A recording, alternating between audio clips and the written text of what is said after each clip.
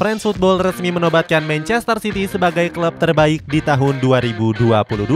Skuad Citizen mengungguli dua klub unggulan seperti Liverpool dan Real Madrid.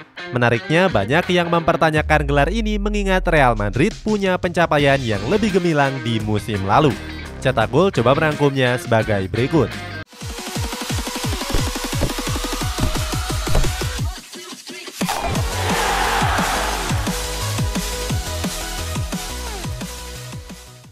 Gagal juara Liga Champions di musim lalu. Manchester City berhasrat bisa memenangkan gelar juara Liga Champions yang pertamanya. Skuad Citizen bahkan gak segan-segan untuk mengeluarkan modal besar untuk membangun skuad yang mumpuni. Salah satunya dengan mendatangkan Jack Grealish di musim panas tahun lalu. Saat itu winger asal Inggris tersebut diboyong dari Aston Villa seharga 117 juta euro. Walaupun sudah mendatangkan pemain yang berlabel mahal, gak menjamin mereka bisa memenangkan trofi si kuping besar. Pada musim lalu saja langkah mereka cuma sampai ke partai semifinal. Saat itu skuad Citizen harus mengakui keunggulan dari Real Madrid di semifinal leg kedua. Pep Guardiola pun baru-baru ini memberikan alasan kenapa dirinya kesulitan juara. Dalam wawancaranya bersama Viaplay, dia menyebut kalau Real Madrid selalu jadi pengganjal Manchester City.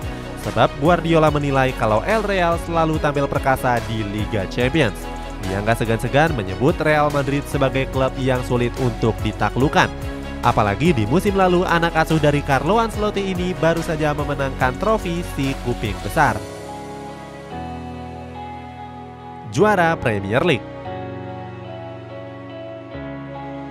Manchester City keluar sebagai juara Premier League di musim lalu. Pada laga terakhirnya, skuad Citizen mampu mengalahkan Aston Villa dengan skor 3-2.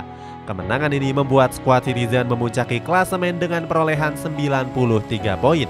Mereka unggul 1 poin dari Liverpool yang berada di peringkat kedua. Gelar ini merupakan gelar ke-8 The Citizen sepanjang sejarahnya. Anak asuh dari Pep Guardiola ini mengungguli Chelsea yang cuma memperoleh 6 gelar saja. Selain itu, gelar ini juga jadi obat atas kegagalan mereka menjuarai Liga Champions.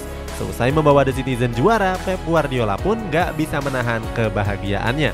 Saat itu Guardiola mendapatkan pelukan dari para staf The Citizen.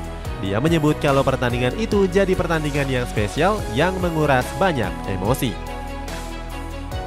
Jadi klub terbaik 2022.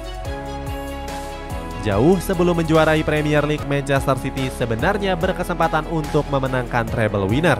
Mulai dari juara Liga Champions, Premier League sampai FA Cup. Sayangnya hal ini justru jauh dari ekspektasi yang telah ditentukan. Sebab mereka kembali gagal memenangkan gelar juara FA Cup di musim 2021-2022 yang lalu. Di partai final, skuad Citizen mampu dikalahkan oleh Liverpool dengan skor 3-2. Walaupun cuma memenangkan 1 gelar juara, tapi France Football justru menobatkan Manchester City sebagai klub terbaik. Skuad Citizen mampu mengalahkan 2 klub kandidat lainnya seperti Liverpool dan juga Real Madrid. Selain itu, mereka juga jadi klub terbanyak yang menyumbangkan pemain mereka di penghargaan Ballon d'Or. Tercatat ada 6 pemain The Citizen yang turut berpartisipasi dalam penghargaan tersebut. Mulai dari Kevin De Bruyne, Riyad Mahrez, Bernardo Silva, Phil Foden, Joao Cancelo, dan juga Ederson Moraes. Penghargaan yang dipertanyakan. Gelar ini jadi sorotan mengingat pencapaian Manchester City di musim lalu sebenarnya nggak terlalu bagus. Banyak yang bilang kalau Real Madrid lebih layak untuk memenangkan penghargaan tersebut.